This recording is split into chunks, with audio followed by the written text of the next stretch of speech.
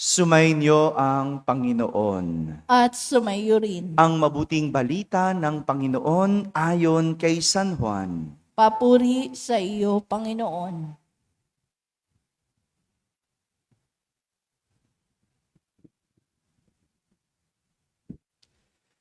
Taglamig na noon, kasalukuyang ipinagdiriwang sa Jerusalem ang pista ng pagtatalaga ng templo. Naglalakad si Jesus sa templo sa portiko ni Solomon. Pinaligiran siya ng mga Hudyo at sinabi sa kanya, "Hanggang kailan mo kami pag-aalilangin? Kung ikaw ang Kristo, sabihin mo na ng tiyakan." Sumagot si Jesus, "Sinasabi ko na sa inyo, ngunit ayaw ninyong maniwala.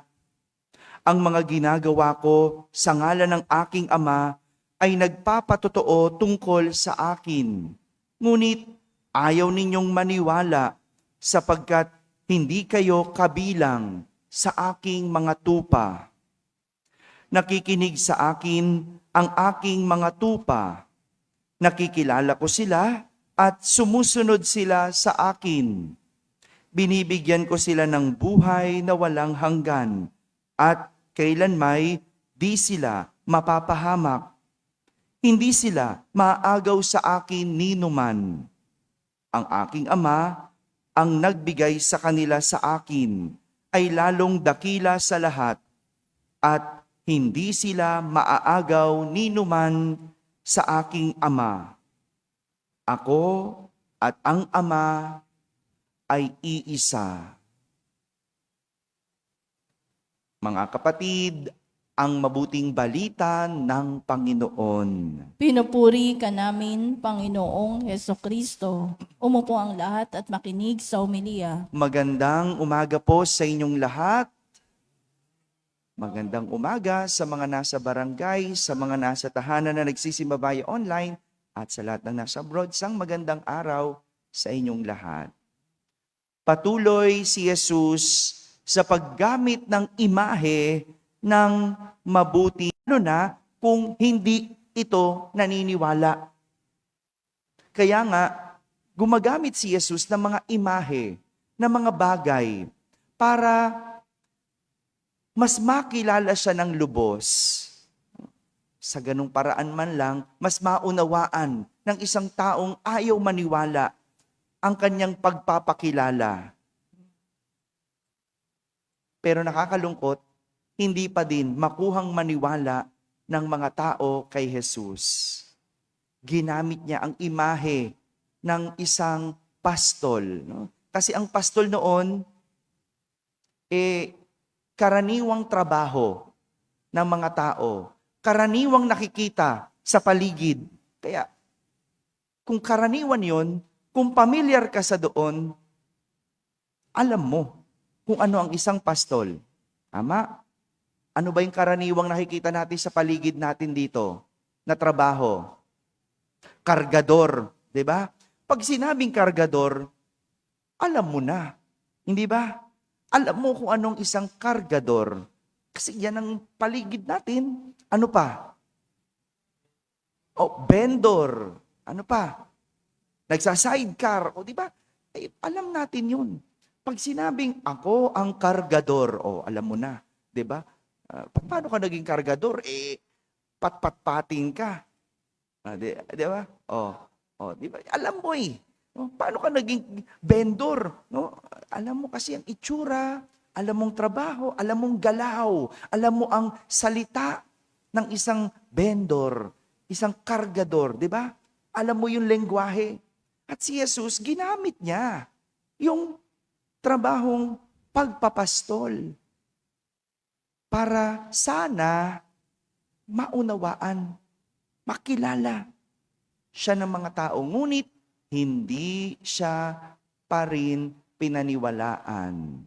Bakit? Dahil ayon kay Jesus, hindi sila kabilang sa kanyang tupa. Hindi siya kabilang sa kanyang tupa. Sadya naman na ang tanging nakakakilala lang sa isang pastol ay ang kanyang tupa. Kahit pa maraming pastol, kung hindi kakabilang sa kanyang tupa, hindi mo siya kilala. Tama ba? Gaya na lang ng isang anak sa kanyang magulang. O, sino ba sa inyong mga anak dito? Taas nga ang kamay. O, kayo lahat, anak, di ba? Paano ba kayo? Wala kayong magulang? O, pero, di ba, anak tayo, di ba? O, ang tanong, kilala ba ninyo ang inyong magulang? Hello? Kilala nyo ba yung boses ng magulang nyo? O bilang magulang, kilala ba ninyo ang ikikilala ko sila at sumusunod sila sa akin? Ayun ang dahilan. Kaya hindi siya kilala at matanggap ng mga tao kasi hindi sila kabilang sa kanyang mga magulang. Dapat nakikinig sa kanilang tinig at sumusunod. Nakikilala nating mabuti at nang mas malalim ang isang tao kung tayo ay may relasyon. Kung tayo ay nakikinig, tayo ay sumusunod. Kaya hindi porket kadugo, ibig sabihin kilala mo na. Tama? O, mayroon tayong mga kamag-anak, kadugo natin, pero hindi natin kilala. Bakit? Wala tayong relasyon. Nandyan lang pag may kailangan. Nandyan lang pag may mangungutang. Nandyan lang pag may pera ka. 'Di ba? Yun, kilala ka nila. Lumalapit sila. Pero sa totoo, hindi ka nila kilala. Anong kilala nila? Yung pera mo. Yun ang kilala nila. Yung biglang, hindi ka naman nagkinakausap. 'Di ba? Tapos biglang isang araw, Mare.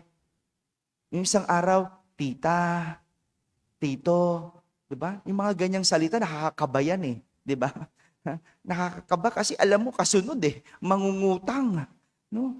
Alam mo kasunod eh, manghihingi. Yung hindi ka naman talaga mini-message, hindi ka kinakausap, pero isang araw bigla, no?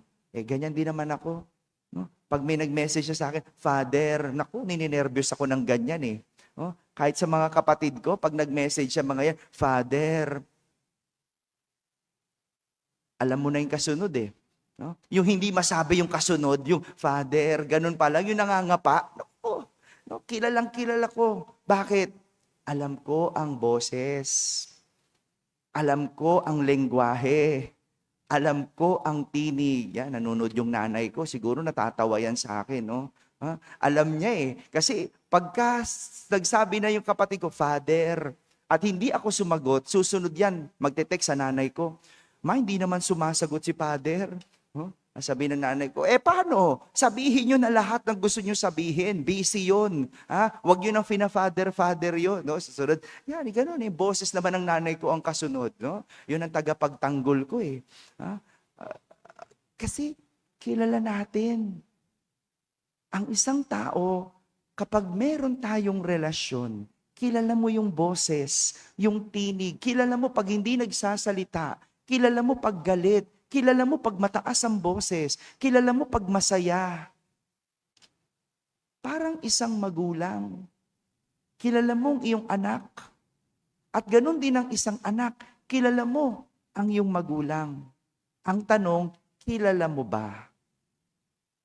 At kung bakit hindi mo kilala, maaring walang relasyon.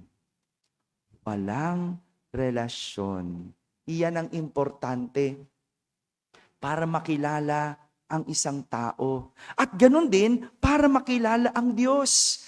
Higit sa lahat, nakikilala natin ang Diyos sa ating relasyon. Mahirap makilala ang Diyos, lalo pa kung hindi ka nagsisimba. Lalo pa kung hindi ka paladasal. Lalo pa kung minsan mo lang siyang kausapin. Hindi mo makikilala ang kanyang tinig. Marami sa atin ang reklamo. Hindi natin alam ang boses ng Diyos. Hindi natin alam ang gusto ng Diyos. Ang tanong, kinilala mo ba ang Diyos? May relasyon ka ba sa Diyos? Marami sa atin ang kilalang yung kailangan sa sarili. Ang kilalang yung pangangailangan ng sarili. Ang kilalang yung gusto ng sarili. No? Doon lang nakakakilala. Doon lang nakakalapit sa Diyos. No? Paano mo makikilala ang Diyos? Wala ka ng iba. Sinabi kundi yung iyong gusto. Yung iyong kahilingan. Anong tawag natin doon? 'Di ba? One-sided relationship. Alam niyo ba yung one-sided relationship? Yung ikaw na lang ng ikaw lagi. Yung ikaw na lang ang pagbibigyan, ikaw na lang ang pakikinggan, ikaw na lang ang papansinin, ikaw na lang lagi iintindihin. One-sided. Ikaw lang lahat. Pero ang pakikipagrelasyon, two-sided. Ano ibig sabihin nun? Hindi lang ikaw ang iintindihin, umintindi ka din. Hindi lang ikaw ang bibigyan, magbigay ka din. Hindi lang ikaw ang pakikinggan, makinig ka din. Parang pastol at tupa. Hindi lang mabuti siyang pastol. Dapat ang tupa nakikinig at sumusunod. At hindi lang dapat sumusunod. Dapat ang mabuting pastol nagpapasunod. Ganyan ang relasyon. Two-sided. Hindi pwedeng one-sided. Kaya lang, ang nakakalungkot, hindi natin nakikilala o hindi natin kilala ang Diyos kasi one-sided ang ating relasyon. Sisimba ka lang pag birthday mo, magdadasal ka lang kapag may sakit na, panapanahon, kapag gipit na, kapag may kailangan, mabuti pa nga ang loto. Alam mo kailan ang mataas ang taya. Hello. Bakit? Kasi ang kilala mo, pera. Alam mo saan hahanapin. Alam mo saan hahagilapin. Alam mo sinong lalapitan. Kasi ang kilala mo lang, pera. Hindi mo kilala talaga yung mismong tao. Ang alam mo, pera. Mabuti pa sa pera ang tao, may relasyon. No? Yung umiinit ang ulo kapag nawawala ang pera. 'Di ba? Kasi may relasyon sa pera, no? Kapit na kapit sa pera. No? Pero umiinit bang ulo mo pag di mo nararamdaman ng Diyos? Sumasakit ba ang ulo mo kapag nararamdaman mong napapalayo ka na sa Diyos? Hello. Father, tama na. No? Masakit na. Oh, pero ganyan ang relasyon. Dapat two-sided. Mga kapatid, kahit sa buhay, kapag walang relasyong nabuo, walang magiging ugnayan. Dahil sa relasyon, nagiging isa ang mga tao. Amen? Amen. Tumayo ang lahat.